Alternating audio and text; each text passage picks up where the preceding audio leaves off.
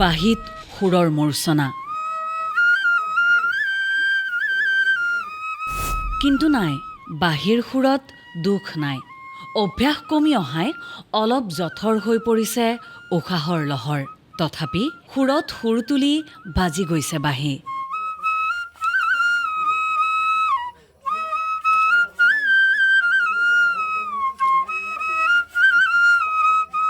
চকুৰে তেওঁ নমনে আজিকালি, কিন্তু তালত বিচ্যুতি নঘটে।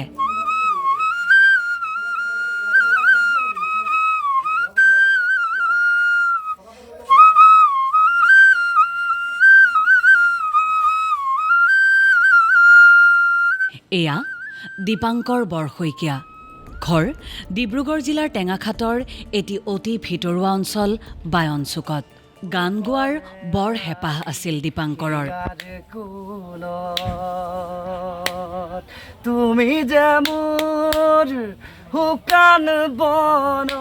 বিহুৱে অনুষ্ঠানে গীত পৰিৱেশনৰ বাবে আমন্ত্ৰণো পাইছিল দীপাংকৰে।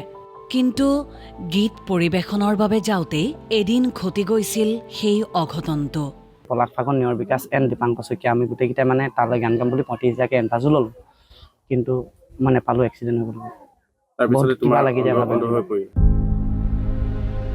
আৰু সেই তেতিয়াৰে পৰা হঠাৎ দীপাংকৰৰ পৃথিৱীলৈ নামি আহিছিল অন্ধকাৰ। দৃষ্টিশক্তি হেৰুৱাই পেলাইছিল দীপাংকৰে।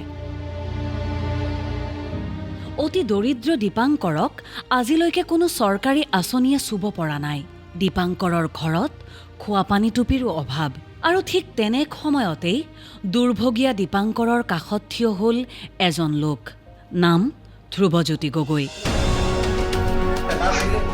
দুলীয়াজানৰ সমাজ দৰদী তেওঁ। ধ্ৰুৱজ্যোতি গগৈয়ে দীপাংকৰক ঘৰতে বহুৱাই দিলে এটা টিউবৱেল, নিৰ্মাণ কৰি দিলে শৌচাগাৰ, হাতত তুলি দিলে বহু অত্যাৱশ্যকীয় সামগ্ৰী।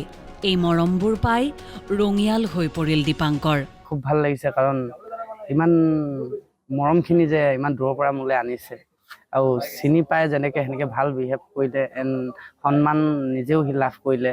কাৰণ মিছা কথা কৈ নথগে, সঁচা অসমীয়া বুলি মানে সেইটো চিনাকি সি ভালকৈ দিলে। সি ক'লে যে তই মোৰ ভাই হয়, তই ভাই নিচিনা হয়, ভাই নিচিনা থাকিবা, ভাই নিচিনা হৈ ভাই নিচিনা থাকিবা, মোৰ লগত থাকিবা, কেলে তোমাক নিদিব নোৱাৰো। কেৱল সিমানেই নহয়, চকুৰ চিকিৎসাৰ বাবে যাৱতীয় সকলো ব্যৱস্থা গ্ৰহণ কৰিব বুলিও সাংবাদিকক অৱগত কৰে ধ্ৰুৱজ্যোতি গগৈয়ে। দীপাংকৰ বৰশইকীয়াই এদিন মোক ফোন কৰিলে, আৰু ময়ো নাজানো যে তেখেত মানে অন্ধ হয় বুলি। খুব দুখ লাগিল পিছত যেতিয়া কথাখিনি শুনিলোঁ, আৰু তেখেতে ক'লে যে ধ্ৰুৱদা মোক অলপ আপুনি সহায়ৰ হাত আগবঢ়াওক। তো সেইটো কাৰণে তেখেতৰ ঘৰত আহি চালোহি যে তেখেত সঁচাকৈ বৰ এটা দুৰ্বিষহ জীৱন মানে অতিবাহিত কৰিব লগা হৈছে। সেইটো কাৰণে তেখেতক সুধিলোঁ যে তেখেতে কি কৰি দিলে সুখী হ'ব, আৰু তেখেতৰ কি কৰি দিলে ভাল হ'ব। সেই তেখেতে ক'লে যে মোক এটা লেট্ৰিনৰ খুবেই প্ৰয়োজন, মোক এটা গেছৰ খুবেই প্ৰয়োজন, আৰু মোক এটা পানী খোৱাৰ টিউবৱেলৰ প্ৰয়োজন। সেই অনুপাতে তেখেতে দুৰ্যোগ ভুগিছে।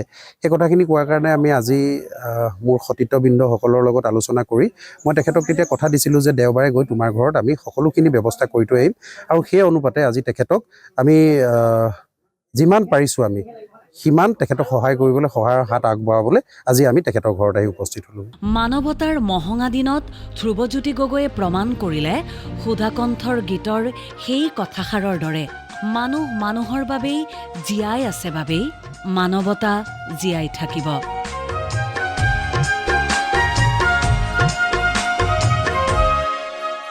ব্যুৰো ইনপুটৰ সহযোগত নিউজ ডেস্ক ৰিপৰ্ট, দেশ টুডে।